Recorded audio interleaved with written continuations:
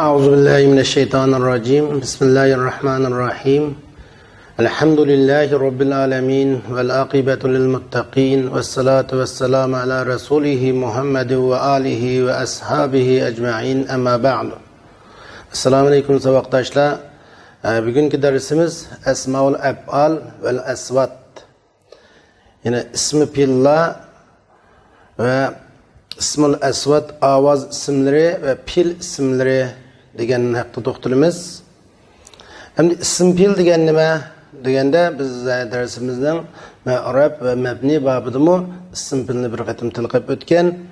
Ism pil degan ma'na ve amalda pilga naib bo'lib kelgan bir so'zni ismul pil deymiz. Yani ism pil ma'nada pilning ya o'tgan zaman pilning ya hozirgi zaman pilning ya buyruq pilning ma'nosini bildiradi ve amal jihatdimi ya o'tgan zaman ya hozirgi zaman ya kelgusi zaman yine pil mozi ya muzari yoki amri pilning amalini amal qiladi, lekin pilning alomatlarini qabul qilmaydi.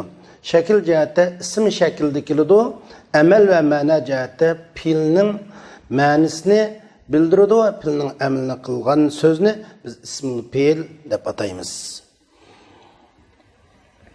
Endi ism pil haqda musannif rahimahullah mundaq deydi. Ma naba an fi'lin kashattana ve sah huwa ismu fi'lin ve kaza awwa ve mah. Ve ma bima'na al ka'amin kasur ve gayruhu kevey ve heyhate nezur. Pilga naib bulab ketgan söz şettanıga o'xshash, sahga o'xshash. Muşunda pillaga naib bulab kelgini o ismi pildir.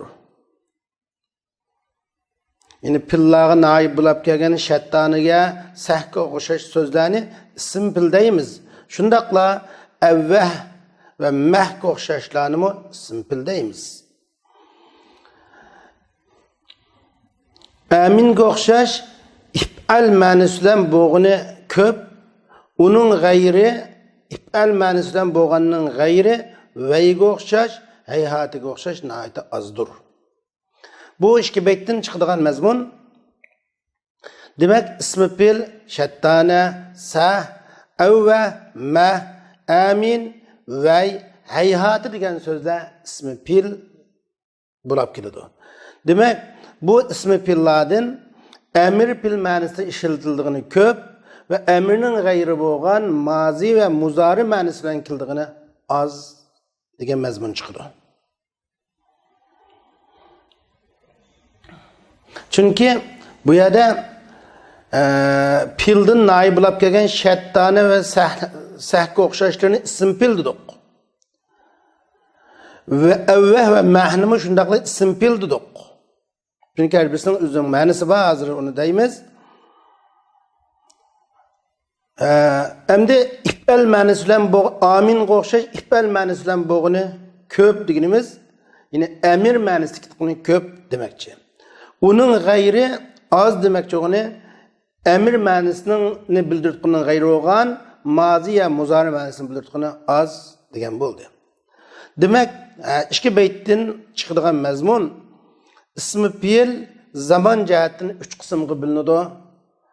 O'tgan zaman ve shundaqla hozirgi zaman ve kelgusi zamandan iborat 3 qismga bo'linadi zaman jihatdan. Ve shundaqla o'tgan zaman pili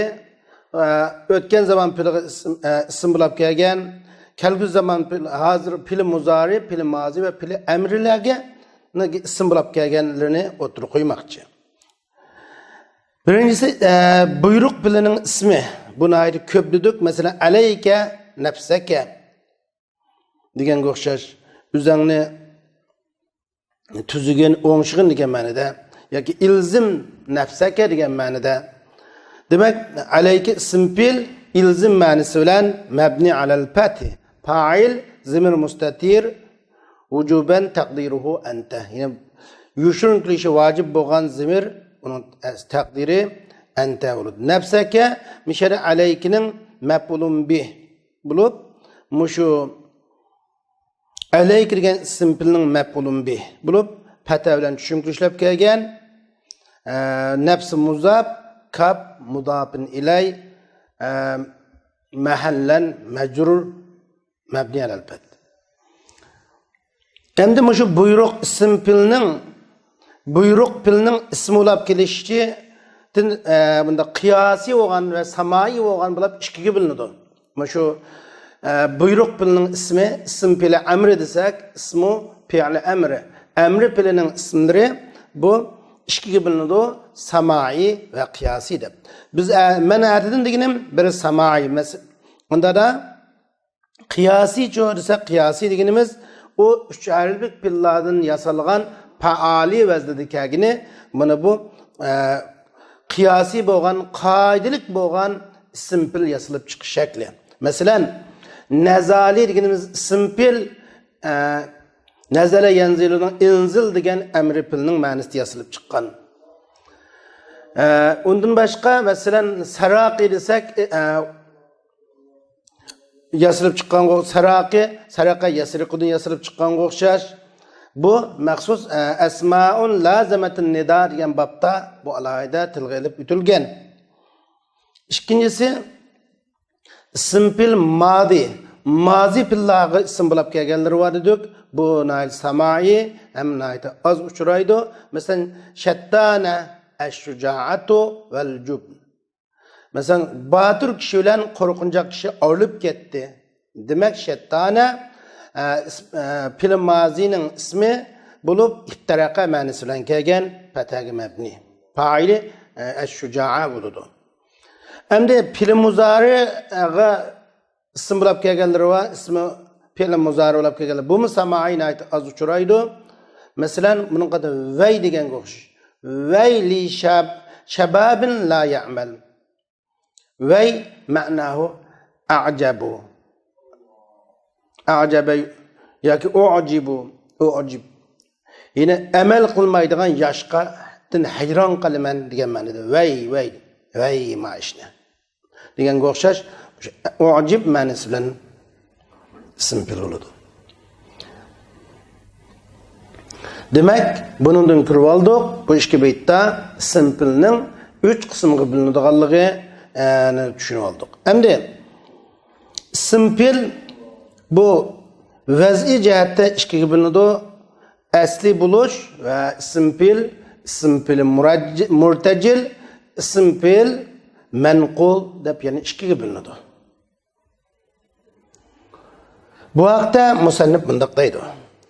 Vel fi'lu min asma'ihi alayka ve hakaza dunaka ma'a ilayka kaza ruvayd balha nasibayni ve ya'malanil khabda masdarayni.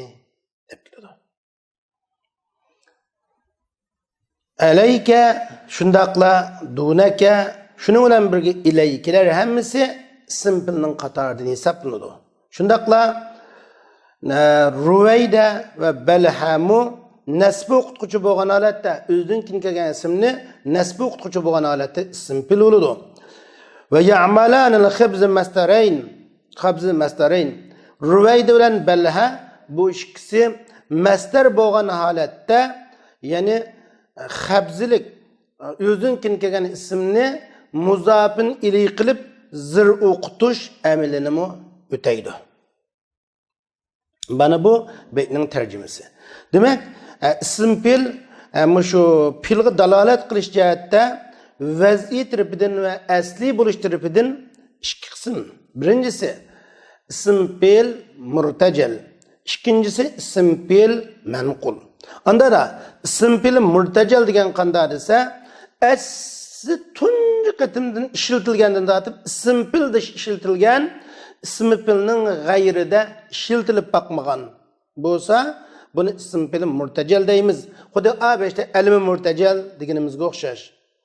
Masalan, hayhata desak ba'uda ma'nosida kelgan bo'ladi. Shattana desak iftaraqa ma'nosida keladi. Vay desak masalan ujibu ma'nosida keladi.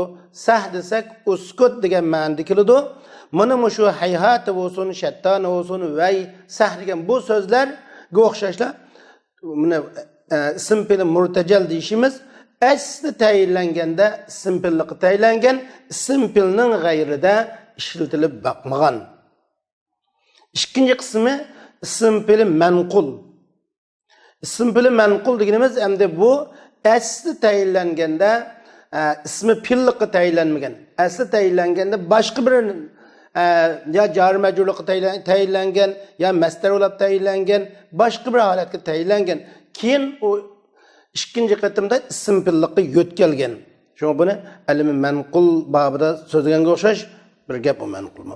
Ya'ni ishning avvalida ism fe'lga tayinlanmay, ism fe'lning g'ayrida ishlatilib, keyin ism fe'l holatida ishlatilgan bo'lsa, buni ism fe'li manqul deymiz.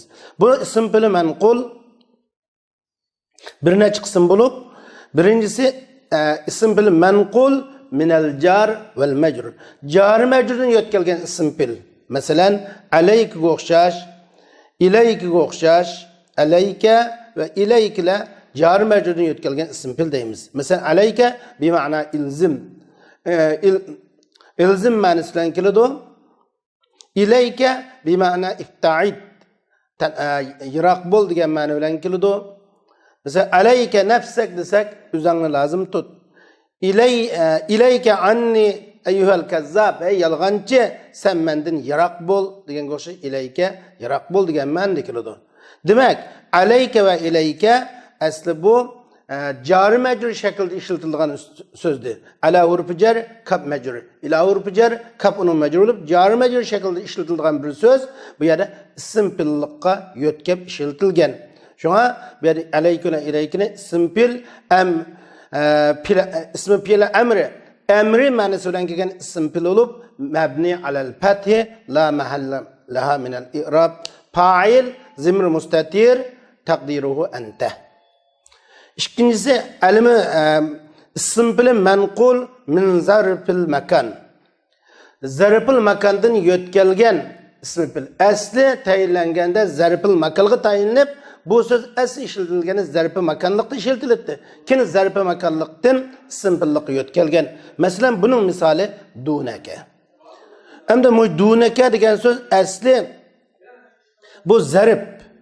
Masalan, zarf ma'nosida ishlatilgan va shundaqla amamaka desak, u zarf ma'nosida ishlatilgan. Masalan, amamaka hozir be ma'na ism fe'l bo'lganda taqaddam ma'nosida. Dunaka be ma'na xuz degan ma'nosida.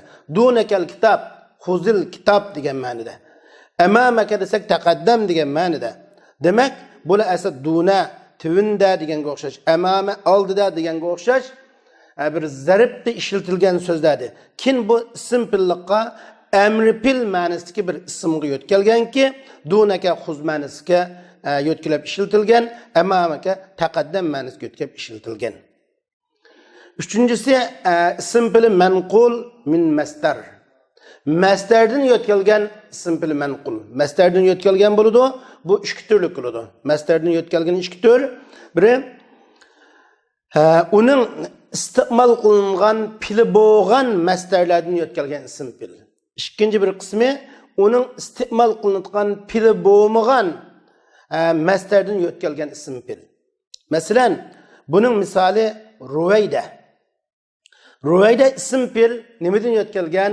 Masdardan yo'tkalgan.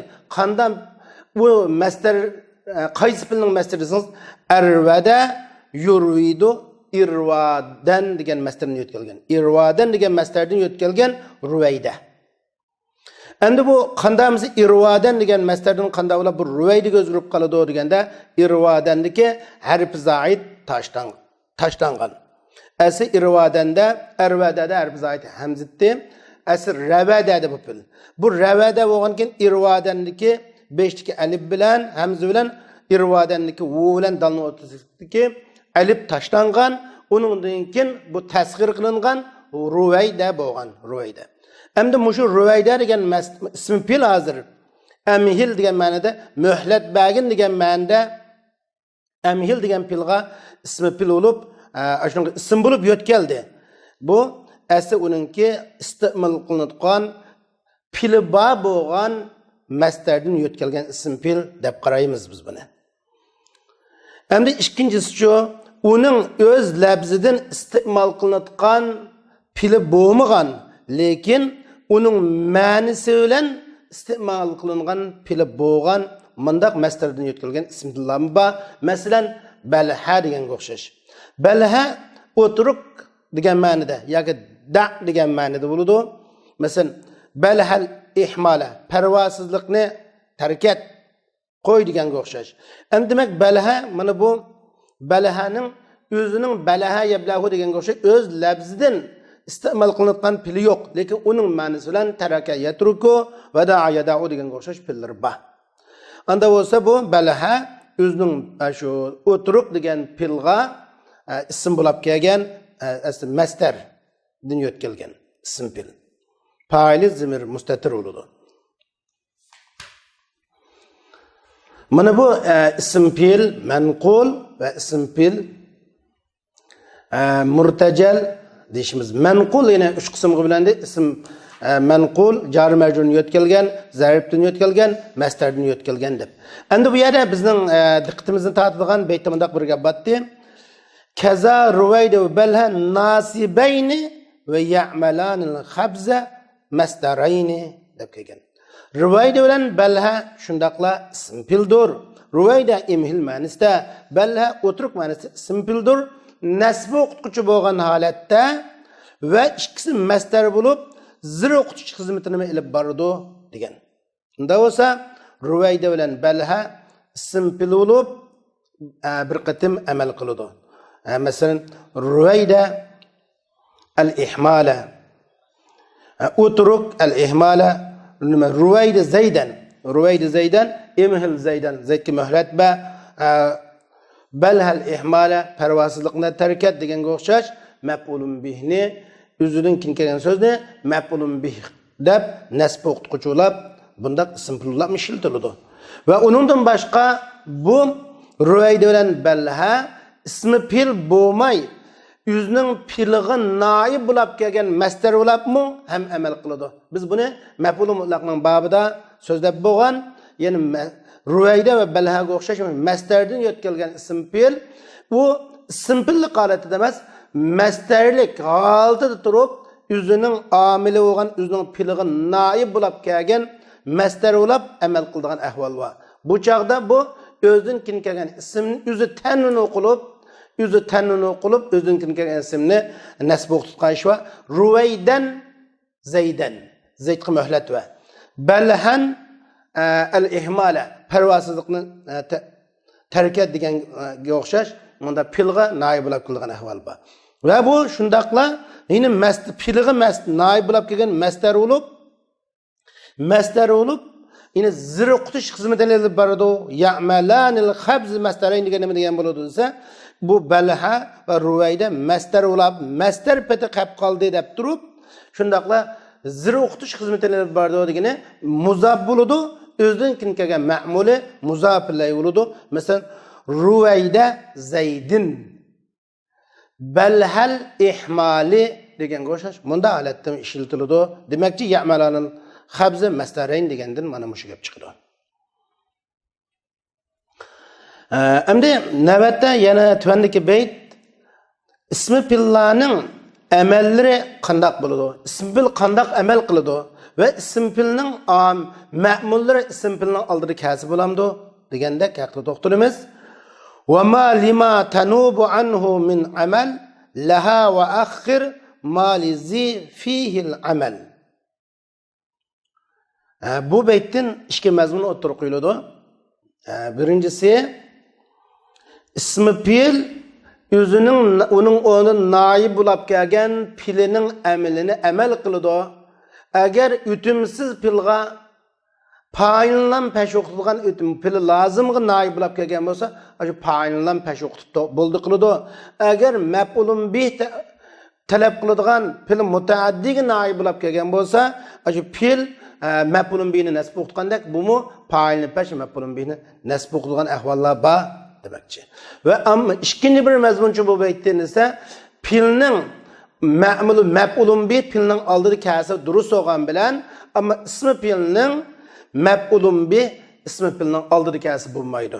Chuqum kin kelish lozim. Nimishqa bu ism bo'lganlik nuqtasidan endi pilg'i ism, lekin ism bo'lgandan nuqtasidan pilg'a o'xshash amalda kuchlik emas. Amalda kuchlik bo'lmagandan bu amalda sal ojiz bo'ladi. Shunga asli tartib bo'yicha cho'qim maf'uli pildan keyin kelish kerak bo'ladi. Shu va mali tanubu anhu min al-amal. Ismi pillar naib bo'lib kelgan pillarning amallari şu ismi pil üçün sabitdir. İsmi pillar naib bo'lib kelgan pillarning amalları şu isim pilga sabit demek çoğunu isim pillar naib bo'lib kelgan pil fa'ilni peş o'qitgan bu ismi pilmi fa'ilni peş o'qitdi maf'ul nasb o'qitgan maf'ul nasb o'qitdi degan bo'ldi. Masalan biz shattana dedik. Shattana degan pil bu iftiraqaga ism pil o'g'achqa bu iftiraqa degan pil lozim bo'ldi. Faqat fa'il bilan peş o'qitdi. Endi xuz masalan xuzni misal dunakani misalga olsak dunakani xuz degan ma'noda pil mutaaddi. Masalan dunakal kitob degan onda xuzul kitob xuz al kitob deb xuz degan pil fa'ilni peş tahta zimru anta al kitob maf'ulun bihi nasb o'qitgan bo'lsa dunakal kitobni kitob degan maf'ulun bihi nasb o'qitdi duna. Tushuntirishlar keltirdi. Shuni demakchi.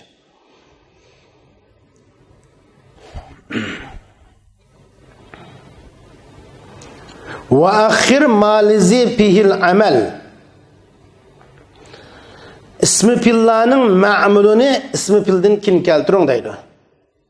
Wa akhir ma lizi fihil amal. İningda amal bo'lgan narsa uchun sabit bo'lgan narsa deganimiz iningda amal bo'lgan narsa ismi pil. Shu ismi pil uchun sabit bo'lgan narsa nima maf'ulun bi. Shu ismi pilning maf'ulun bihini ismi pildan keyin keltiring degan ma'no chiqadi.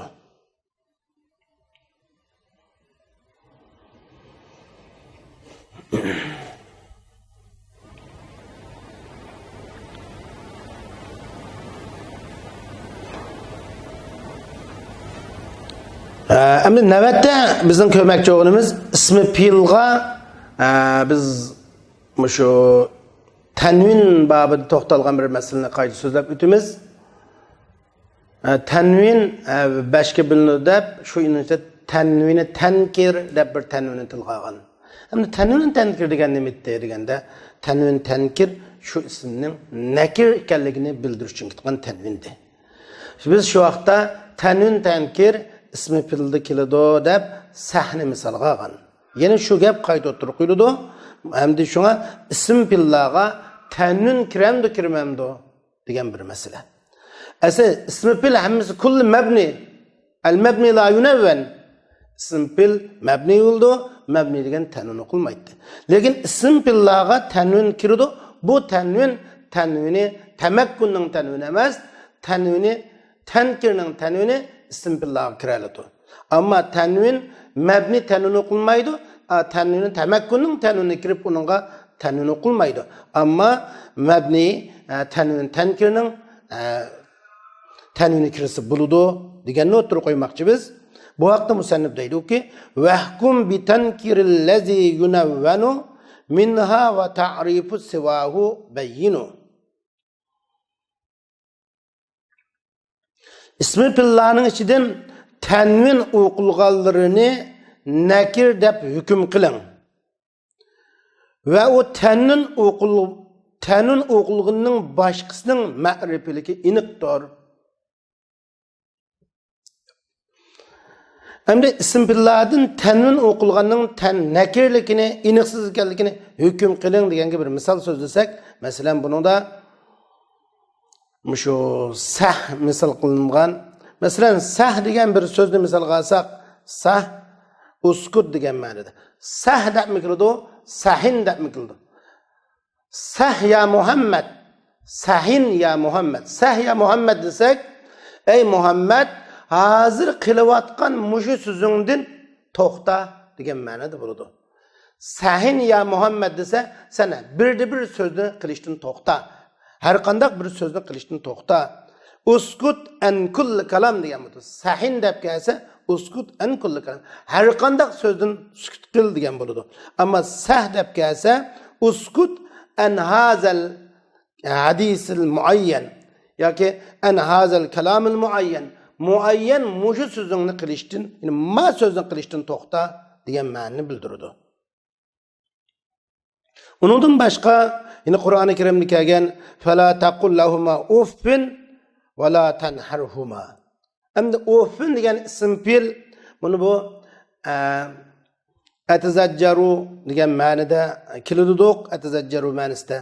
Bu tanun o'qilib kelgan yerim bor, tanun o'qilmay kelgan yerim bor. Masalan, uffin deb kelgan yerim bor. Uffi deb kelgan yerim bor. Uffa deb kelgan yerim bor. Ya'ni har xil qiroatlarda har xil kelgan. Yine ba'zi qiroatlarda uffin deb kelgan. Yana ba'zi qiroatlarda uffi deb kelgan. Ba'zi qiroatlarda uffa deb kelgan. Bizga lozim bo'lgani tanvin o'qilgani bilan tanvin o'qilmagan shakli. Uffin deb tanvin o'qilingan shakli u nakirlikni bildiradi. Uffin atazajjar. Yine Allah dedi, siz o ata-onangizga uffin demang. O ishkisiga qo'pollik qilmang. Uffin voy ajab g'allangiz jiqkina sizning degan gapni qilmang ata-onangizga. Ata-onangiz mayli har qanday bir ishidan, ata-onangizning har qanday ishidan mayli sizni yoqadigan gapni qilsin yoki sizga yoqmaydigan gapni qilsin yoki undaq yoki mundaq ishlarni qilsin, siz uningga ajab g'allangiz jiqkan anadada deb sizga uffin degan gapni qilmang. Ya'ni siz uni silkishlamang, uningga qattiq muomala qilmang. Har qanday bir ishga qartiladi uffin deb kelganda. Ammo uffi deb keldi desak, muayyan bir ishga qartildi deb tushunganga o'xshash. Shunga tanvin ism fillardan tanvin o'qilinganlari nakir hukm qilinadi, tanvin o'qilmaganlarining ma'rifiligi aniq deyishimizning sababi shu. Endi biz bayan dedik, kitabımızın müşnuna isim fil haqqiga to'xtalishimiz tugagan bo'ldi. Navbatda Asmaul Asvat haqqiga to'xtalamiz. Asmaul Asvat degan nima? Biz babni Asmaul Afval vel Asvat deb boshlagan. Shu Asmaul Asvat degan ovoz ismlari degan bo'ladi. Asmaul Asvat bu aql ishlatmaydigan narsalarga xitob qilish uchun tayinlangan lafzlarni Asmaul Asvat deymiz. Yoki aql ishlatsa-mu, aql ishlatmaguchilarning o hukmiga tushirgizilguchilarga xitob qilish uchun tayinlangan lafzlarni Asmaul Asvat deymiz. Mesela odam bolalaridan kichiklar bu aqli toza pishib yetilmagachga, shunga buni aqlsizlar hukmiga tushirgizib turib, bularga ishlatgan lafzlarni biz Asmaul Asvat deymiz. Shunga Asmaul Asvat yoki ma'lum ovozlarni hikoya qilish uchun ayni biz bir ovozni anglaymiz, ya qog'ining ovozini, ya qo'yning, ya kalaning bir ovozini anglaymiz. Shu bir ovozlarni hikoya qilib turish uchun, o'z aynan bayon qilish uchun ishlatilgan lafzlarni Asmaul Asvat deb ataymiz.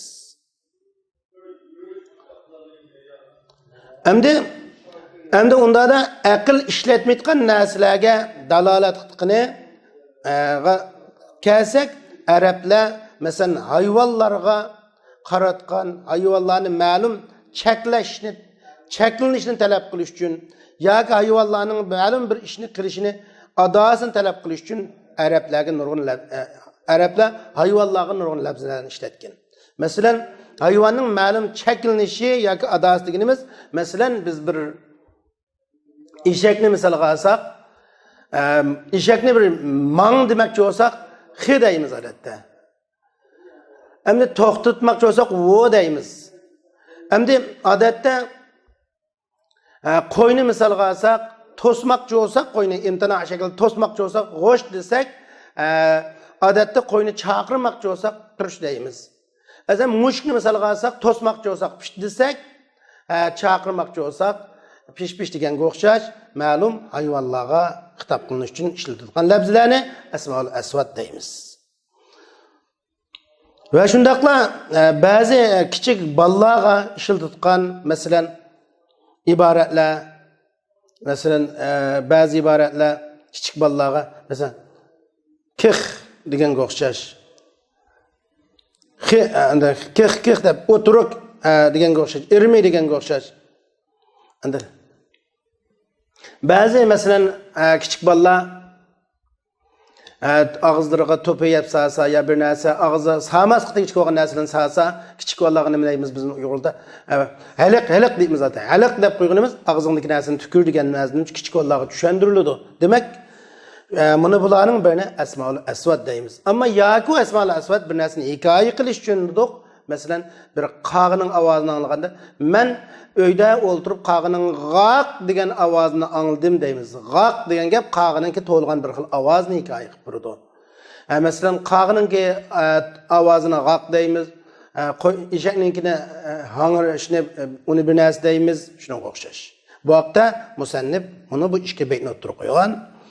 Va ma bihi khutiba ma la yaqilu min mushbih ismil fi'li sawtan yuj'alu kazallezi ejda hikayeten kaqab velzem bina'in nev'ayni fahva qad veceb.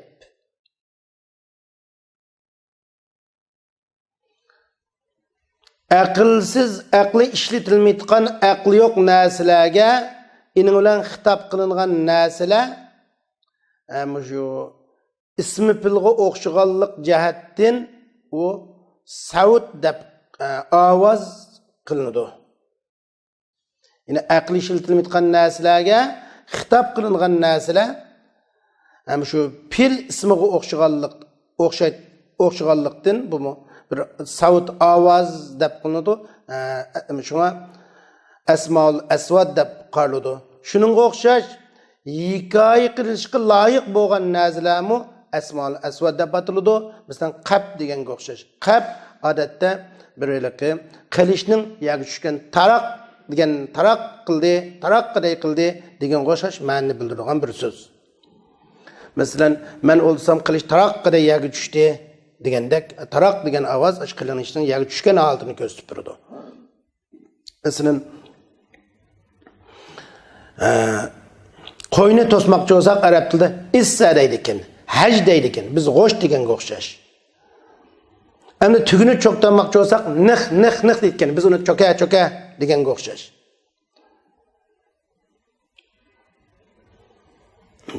Endi kichik bolalarni xitob qilmoqchi bo'lsak, quloqnikini tashlab demoqchi bo'lsak, kah deb bunda ishlatganga o'xshash. Ya kah yoki kih deb bunda ishlatganga o'xshash. Bunda hikoya qilingan so'zlarni asmaul asvat deymiz. Velzim bina'an nev'ayn. Musannif deydi, mush ikki turning mabni bo'lishini lozim tuting. Ya'ni ismi fi'l mabni va asmaul asvat mabni, asmaul af'al mabni bo'lgandek. Endi asmaul af'al mabni deb biz maxsus shu kitobimizning shu 5 ta mabni murabbabida o'tirib qo'ygan. Ism fi'l nimishqa mabni desa, bu ism fi'lning mabni bo'lishi odatda shu harfga o'xshaganlik uchun bir fi'ldan noib bo'lish jihatda harfga o'xshaganlik uchun va boshqa omilning ta'sirini qabul qilmaslik jihatda harfga o'xshaganlik uchun shunga buni mabni deymiz degan. Xuddi harfmi fi'lga noib bo'lib qilgan ahvol bor va shundaqlab harfmi g'ayriga ta'sir ko'rsatadi, ammo o'zi boshqa omilning ta'sirini qabul qilmaydi. Endi ismi fi'lmi o'zi bu aloqa fi'l ma'noda bir ma'no va amalda bir fi'lga noib bo'lib kelish jihatda harfga o'xshaydi. Fil harfmi bir shu fi'lga noib bo'lib kelgan jihatda harf bilan o'xshaydi va shundaqla ta'sir ko'rsatmaslikda ta'sir ko'rsatadi va ta'sir qabul qilmaslikda omilning ta'sirini qabul qilmaydi. O'ziga bir omil ta'sir ko'rsatmaydi, u o'ziga ta'sir ko'rsatish jihatda harfga o'xshaydi. Shu jihatdan bu ism fi'lni biz mabni deymiz. Endi asmaul asvat nimishqa mabni desa, bu ismi fi'lga o'xshab ketganlik jihatdan shu mabni deymiz. Ism fi'lga hamma jihatda o'xshamaydi, ammo qisman jihatlarda ism fi'lga o'xshab qoladi. Shunlashqa buni biz mabni deb qaradik. Shuning bilan asmaul asvat va asmaul af'al haqidagi darsimiz shundan oxirlashdi. Va oxir da'vana alhamdulillahi robbil alamin.